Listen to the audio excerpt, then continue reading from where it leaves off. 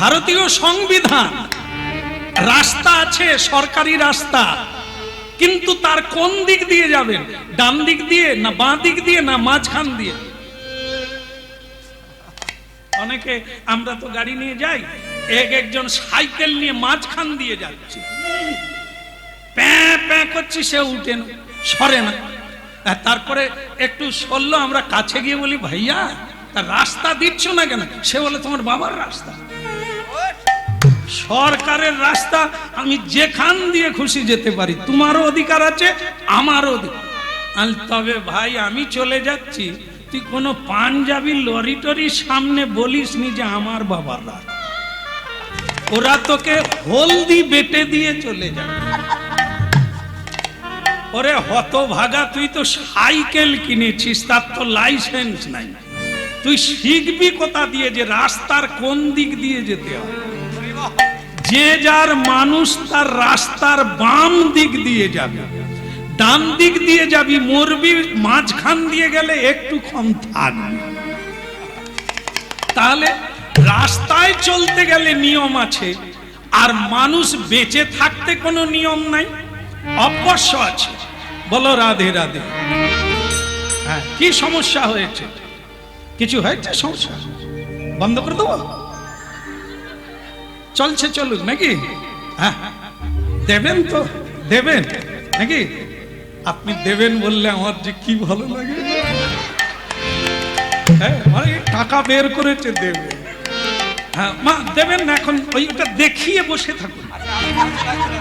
বসে পড়ুন, এখন বসে পড়ুন। ওই যে আমি দেখে নিয়েছি না, আমার মন আনন্দ ভরে গেছে। দেবে তার মানে এখন না হলেও পরে হলেও।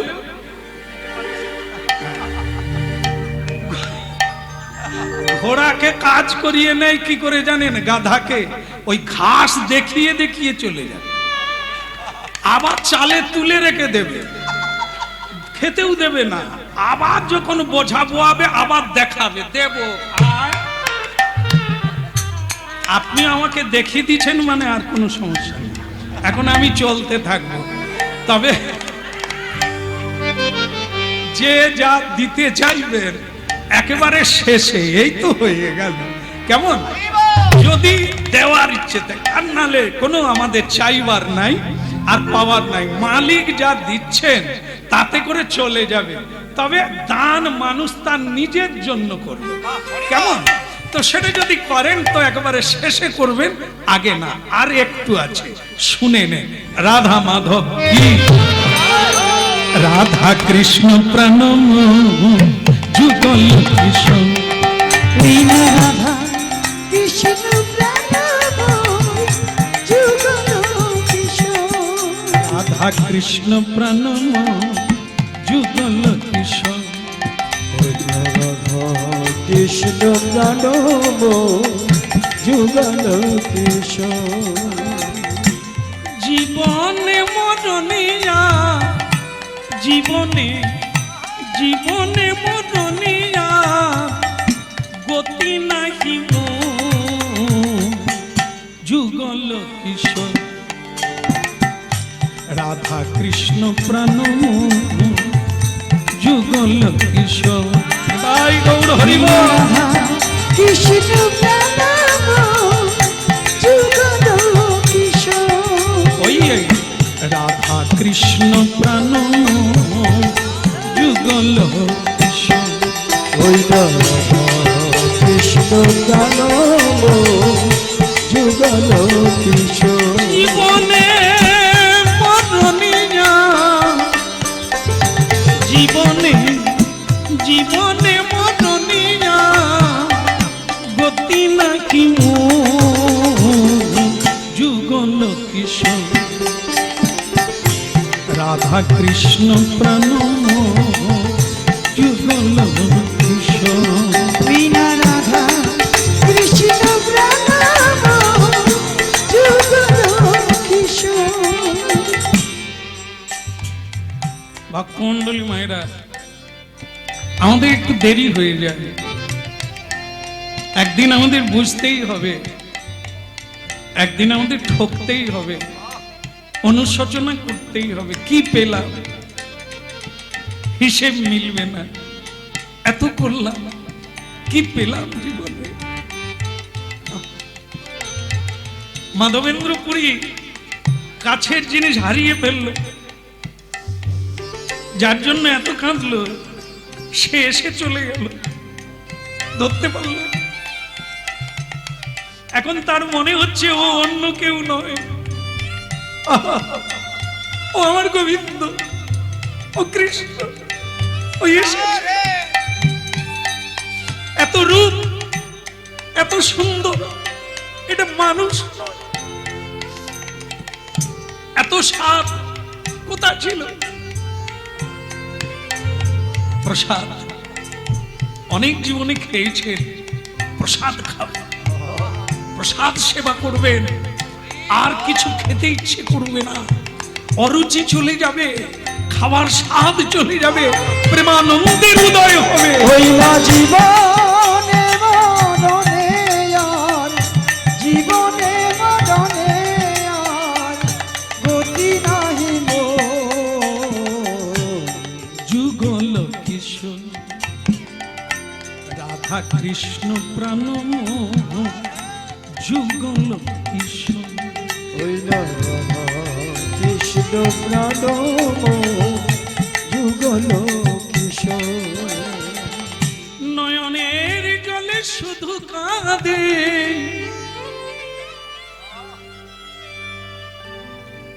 রাত্রি হয়ে গেল, হরিনাম করে করে রাত্রি হয়ে গেল। আর স্বপ্নে দেখলেন কি? স্বয়ং কৃষ্ণ ভগবান তার হাতে ধরে টেনে নিয়ে যাচ্ছে। মাধব, তুমি ঘুমোচ্ছ আর আমি মাটির তলায়, এসো। স্বয়ং কৃষ্ণ তাকে স্বপ্নের মধ্যে হাতে ধরে টেনে নিয়ে যাচ্ছে, একটা ঝোপের মধ্যে নিয়ে গেল, নিয়ে গিয়ে বললেন দেখো এইখানে আমি আছি, এই ঝোপের ভিতরে মাটির তলায় আমি আছি, আমার নাম গোপাল, শ্রীকৃষ্ণের নাতি যার নাম ব্রজনাম আমাকে তৈরি করেছিল। তারপর যখন বিধর্মীরা অত্যাচার করলো, মন্দির ভেঙে দিচ্ছে, ঠাকুর নিয়ে চলে যাচ্ছে, জলে ফেলে দিচ্ছে, তখন আমার পূজারীরা আমাকে এই ঝোপের মধ্যে ফেলে রেখে পালিয়ে গেল। আর আমি সেদিন থেকে এই ঝোপের মধ্যে আছি। আমাকে বড় তাপ লাগে, আমি ঘুমোতে পারি না। তুমি আমাকে সেবা দাও, আমাকে মন্দির বানিয়ে দাও, গিরি গোবর্ধনের উপরে আমাকে তুলে দাও, তুমি এই কাজটা করো। ঘুম ভেঙে গেল, আর যেই ঘুম ভেঙে গেল কেঁদে পাগল হয়ে গেলেন। তাহলে যে দুগ্ধ দিয়েছিল সে কে? তুমি। তুমি আমার নাগালে এসে চলে গেলে, কাছে এলে আমি প্রণাম করলাম না, আমি তোমার সেবা দিলাম না।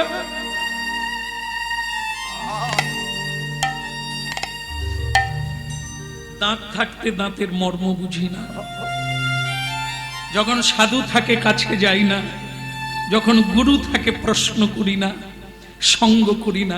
যখন তারা চলে যায় আমরা তখন কাঁদি, গেলে ভালো হতো, কিছু নিলে বেঁচে যেতাম। এই হলো মানব জীবন। কেঁদে পাগল হয়ে গেল, ঠাকুর আমি তোমায় চিনতে পারিনি, তুমি এসেছিলে আমার কাছে, আমি তোমায় ধরতে পারিনি।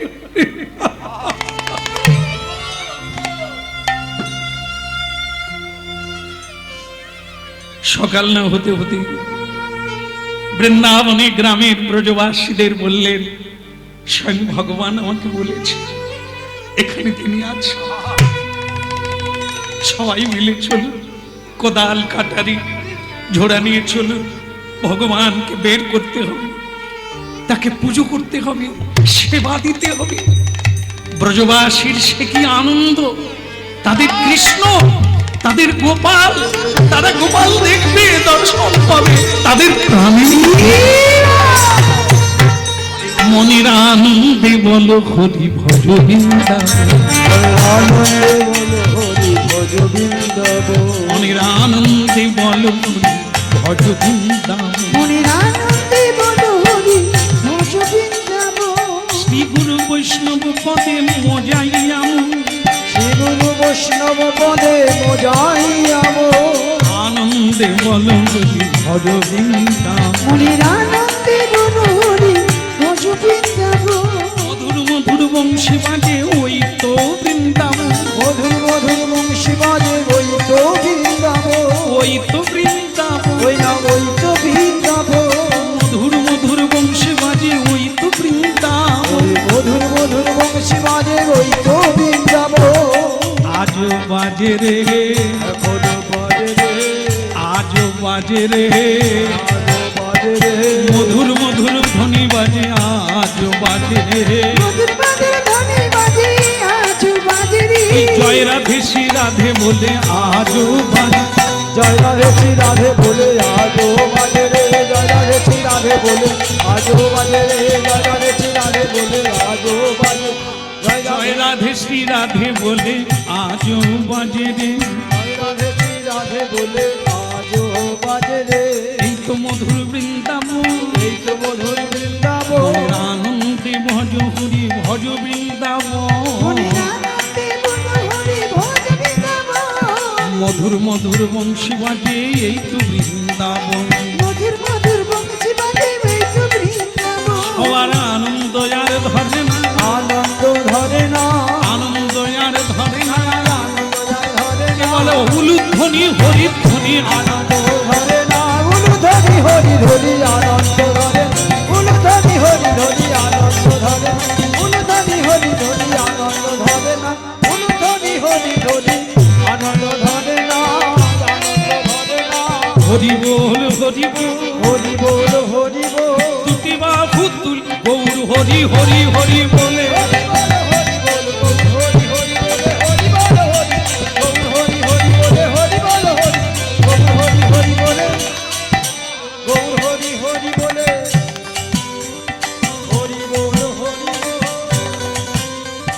হরি বল হরি বল, ওই প্রেমানন্দে বাহু তুলে হরি বল হরি বল,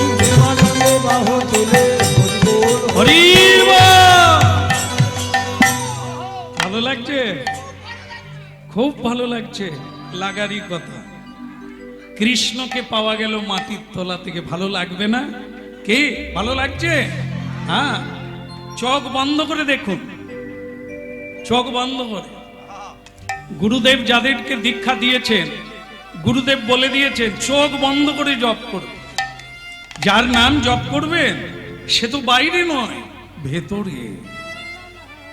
সবারই কুঞ্জ বনে আছে, সবারই হৃদয় বৃন্দাবনে আজও আছে। শুধু আমাদের একটু সাধনা চাই, তাকে দেখার একটা ইচ্ছে চাই, তাকে দেখার একটা পিপাসা চাই, তবেই তোমার কাছে মুরলি ধরে প্রকাশ হবে। চোখ বন্ধ করে দেখবে হৃদয় বৃন্দাবন। এখনো সেই বৃন্দাবনে বাঁশি বাজে বাজে রে, এখনো সেই বৃন্দাবনে বাঁশি বাজে বাজে রে তার বাঁশি শুনে বনে বনে ময়ূর নাচে নাচে রে। এখনো সেই বৃন্দাবনে বাঁশি বাজে বাজে রে, এখনো সেই বৃন্দাবনে বাঁশি বাজে বাজে রে। গিরি গোবর্ধনের ওপরে তোলা হলো গোপালকে, কি অপূর্ব দেখতে। এত ভারী, বহু লোকজন দিয়ে তাকে গিরি গোবর্ধনের উপরে তোলা হলো। এবার ঘোষণা করা হলো 108 কলসি গোবিন্দ কুণ্ড থেকে জল এনে অভিষেক করানো হবে, তারপরে ভোগ লাগানো হবে। হ্যাঁ, 500 জন পূজারি রান্না করবে। কতজন? তাহলে কতজন খাবে? সারা ব্রজবাসী খাবে, নানা জায়গা থেকে লোক এসেছে, সবাই প্রসাদ পাবে। ভক্তমণ্ডলী মায়েরা, সবই ঠিক হলো। রান্না বান্না হলো, সবই হলো, কিন্তু মজার বিষয় হলো যা ভোগ লাগিয়েছিল সব খেয়ে নিয়েছে। আসলে অনেকদিন তো খায়নি, সব খেয়ে নিয়েছে। এই যে এখন দেখবেন অনেকে আছে না, লোকের বাড়িতে মহোৎসবের প্রসাদ পেতে গেলে আবার টিফিন কারি নিয়ে যায়। আপনাদের এখানে বোধহয় সে জিনিস নাই, ওই এখানেও আছে, তাহলে তো ঠিকই আছে। হ্যাঁ, আমাদের তো হ্যাঁ, না না, আমি তো আপনাদের দেখিনি কোনোদিন। হ্যাঁ, তা যাই হোক, এরকম আছে, আমাদের ওখানেও আছে। তা যাই হোক, খাবে আবার নিয়ে চলে। বৃন্দাবনেও এরকম, যারা নিমন্ত্রণ পেয়েছিল সবাই এইছে, আসার সময় আবার গামলাও এনেছে, কিন্তু গামলায় তো পরে নেবে, যারা খেতে এসেছে তারাই পায়নি, সব তো গোপাল খেয়ে নিয়েছে। পূজারীরা শেষকালে হাত জোড়ো করে বললেন, প্রভু এই এত ভক্ত এসেছে, তাদের প্রসাদ দেবেন না? গোপাল বলে, তবে আগে যেরকম ছিল সেরকমই থাক। মানে যেরকমই রান্না স্তূপাকার হয়েছিল আবার সেরকম করে দিয়ে দিলেন। এর নাম কি হলো? মহাপ্রসাদ। মানে ভগবান উদ্গার করে দিলেন, যা সেবা করেছিলেন আবার দিয়ে দিলেন, সেটারই নাম হলো প্রসাদ। জনে জনে আনন্দে আত্মহারা, প্রতিদিন মহোৎসব চলতে লাগলো। মানুষ বলছে আজ আমি ভোগ লাগাবো, যত ভক্ত সবাই প্রসাদ পাবে, আমি সব খরচা দেব। এরকম দিনের পর দিন চলতে লাগলো, দিনের পর দিন অন্নকূট মহোৎসব হতে লাগলো। বৃন্দাবনে আজো বাঁশি বাজে রে, এখনো সেই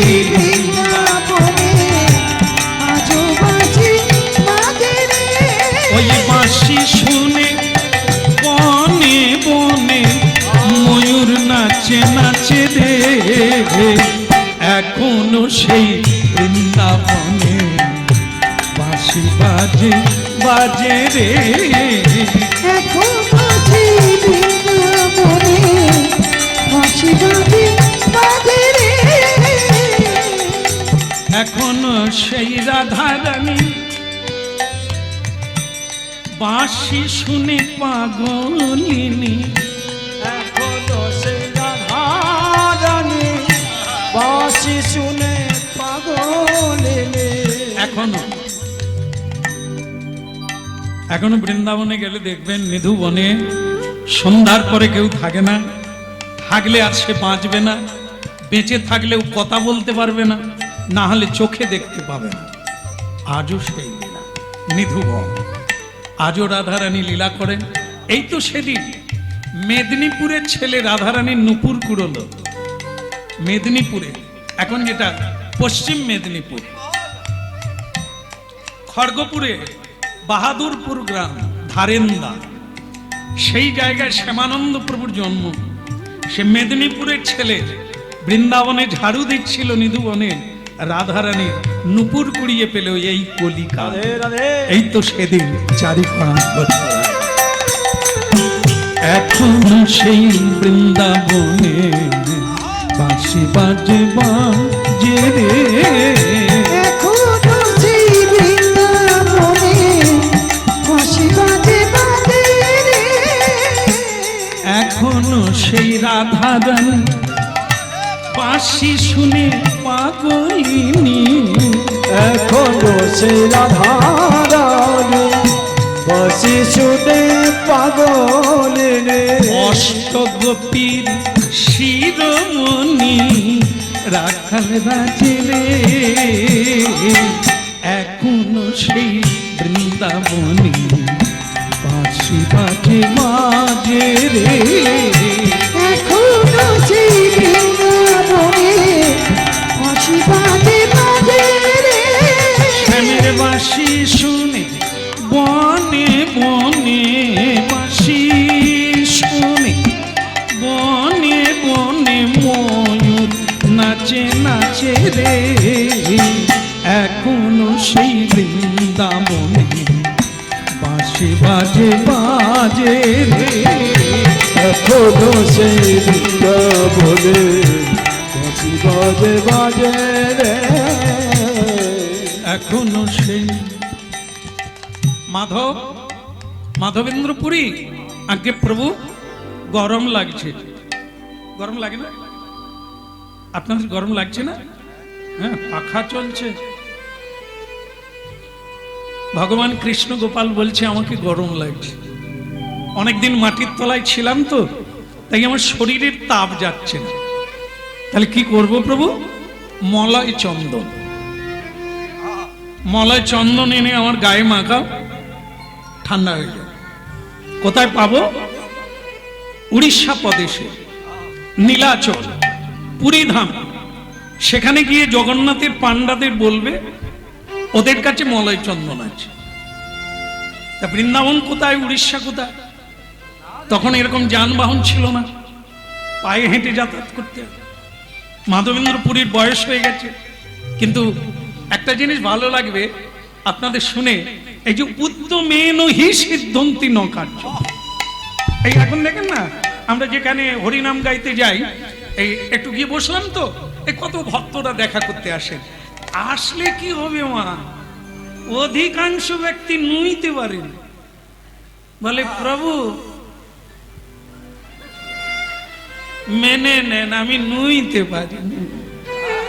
কে আবার বলে আমার হাঁটু ভাঁজ হয়, আবার কেউ বলছে আমি বসে পড়বো আর উঠতে পারবো না। আমি তখন খালি বলি সব লোকের কি খারাপ হয়ে গেছে পা। হ্যাঁ, প্রায় লোক আর নুইতেও পারেনি, আপনাদের মধ্যে সেরকম কেউ বলে, কেউ বাকিও নেই। কি বলে রাধে রাধে, কি করে হলো এরকম বলুন তো? আসলে এই জন্য ওই 1 কিলোমিটার রাস্তা যাবে, যানবাহন ছাড়া 1 পাও চলবে না, তাই পার কোনো কাজে লাগে না। বাড়িতে কাজ করবে কাজের মেয়েরা, আর এনারা শুধু রিমোট টিপবে। তাই এদের গাড়ির চাকা জং ধরে যাবেন। ভগবান বলছেন, সাধুরা বলছেন নিজের কাজ নিজে করো, কাপড় জামা ধো, থালা বাসন মাজো, রান্না করো, কাজ করো, তাহলে দেখবে সব জং ছেড়ে যাবে, 3 তলায় উঠবে। আর এই জন্য দেখুন, আপনারা দেখুন, ভেবে দেখুন, কীর্তন করুন এরকম। এটা কি সকালবেলা আমরা তো কীর্তন গিয়ে যখন বাড়ি ফিরি সকাল হয়ে যায়, ভোর, সারা গাড়ির বাঁধে খালি মাও করে আর বাবা খালি মা। আপনারা কি কীর্তন করছেন? না না, ডাক্তার বলে দিয়েছে কোনো ঔষধে কাজ হবে না, হাঁটো প্রতিদিন 4 মাইল করে হাঁটো। কি করে পারি বলো তো? আরে মা আগে হাঁটোনি, এখন হাঁটো। ঔষধে পয়সা দেবে, কাজ করবে না, তো কি করে হবে? এই দেখুন না, বৃন্দাবন থেকে তাকে বলছে হেঁটে উড়িষ্যা যাও, বৃদ্ধ হয়ে গেছে, তবু তিনি না বলেন না। বলেন না যে নুইব কি করে, বলেন না যে হাঁটবো কি করে, অত রাস্তা। ওই বৃদ্ধ মাধবেন্দ্র পুরী বলছেন, প্রভু রাস্তায় যদি মরে যাই তাতেও কোনো ক্ষতি নেই, কিন্তু আপনার সেবা কাজ, আপনার আদেশ আমি মানব, আমি যাব। বৃন্দাবন থেকে পায়ে হেঁটে পুরী ধাম যাব, মলয় চন্দনে এনে আপনার গায়ে মাখাবো, আপনার গায়ের তাপ ধরে আর দেরি করলেন না, বেরিয়ে পড়লেন। কোথা? নীলাচলে শঙ্খ চক্র গদা পদ্ম ধর। ওই নীলাচলে শঙ্খ চক্র গদা পদ্ম ধর। হরিনাম কীর্তন করুন হাতে তালি দিয়ে, তাহলে কি হবে? সব নার এই দুটো হাতে আছে। এই জন্য মহাপ্রভু একজন বড় বিজ্ঞানী, তিনি তালি দিয়ে কীর্তন কেন করতে বলেছেন? রক্ত সঞ্চালন হবে, নিদ্রা আসবে না, আলস্য কেটে যাবে, প্রাণ ভরে হানি তাই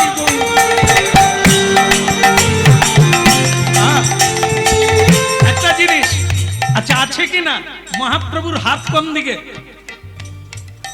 নিচের দিকে, ওপর দিকে কেন বলুন তো? মানুষ যেন এরকম করে, তাহলে কি হবে? রক্ত সঞ্চালন হবে, বাদ বেদনা সব রোগ জ্বালা ভালো হয়ে যাবে এই মধুর। নীলাচল শঙ্খ চক্র গদা পদ্ম নীলাচলে শঙ্খ চক্র গদা পদ্ম। এই জন্য প্রতিদিন হাতে তালি দিয়ে কীর্তন করুন, 5 মিনিট 5 মিনিট করুন নিয়মে, সকালে সন্ধ্যা, দেখবেন কি ফল লাভ হয়। কত টাকা বেঁচে যাবে, ঔষধ কিনতে হবে না, এমনিতে আনন্দ এসে যাবে, খুশিতে থাকবেন, আনন্দে থাকবেন।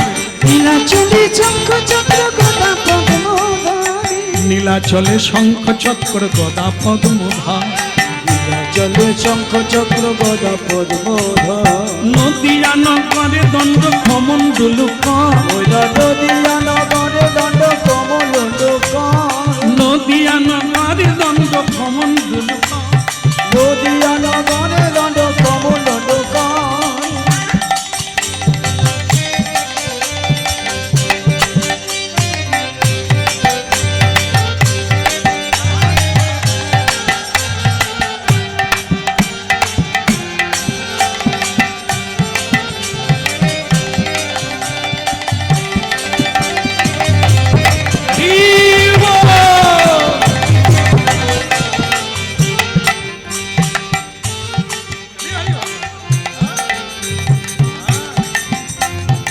দম থাকতে কম না, বলে গিরধারী লাল কি। হ্যাঁ, এই যে অনেকে চলে, ওই গো মিনুর মা,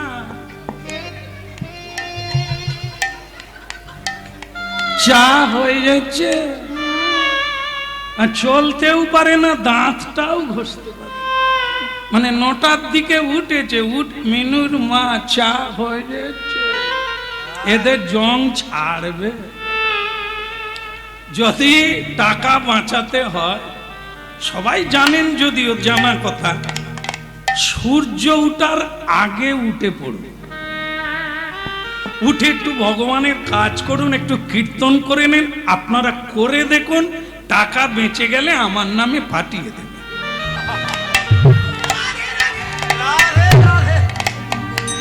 গ্যাস অ্যাসিডেটা পাঠাচ্ছে মা, আশ্রমে গিয়ে বলে এখন আমি কীর্তন করে ভালো আছি, তুমি টাকা নাও। মাসে এটা বাঁচিয়েছি, কত ঔষধ খেতাম জানেন, এখন আর অত ঔষধ খাই না, এখন অ্যাসিডও নাই আর গ্যাসও নাই। কিরকম রোগ সারাচ্ছেন মহাপ্রভু, কি কীর্তনিয়া না মহাপ্রভুর বাণী।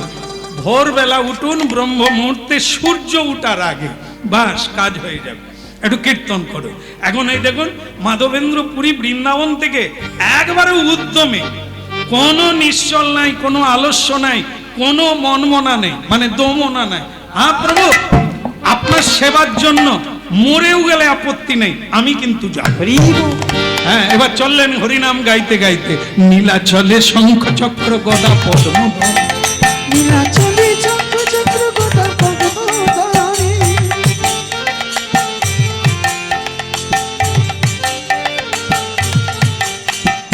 নদিয়া নগরে দণ্ড কমণ্ডল।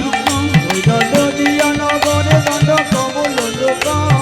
কেহ বলে পুরা কালে রাবণ বধিলা। কেহ বলে পুরা কালে রাবণ বধিলা। আবার গোলকের বৈভব লীলা প্রকাশ করিলা। গোলকের বৈভব লীলা প্রকাশ করিলা। বলে হরি বল হরি বল, বল হরি বল। চল চল নীলা চলে হরি বল হরি বল। চল চল লীলা চলে হরি বল হরি বল। বলে গৌর হরি হরি বল, হরি বল হরি বল, গৌর হরি হরি বল, হরি বল হরি বল, গৌর হরি হরি বল, হরি বল হরি বল, হরি বল হরি বল। এবারে প্রেমানন্দে বিভোর হয়ে হরি বল হরি বল।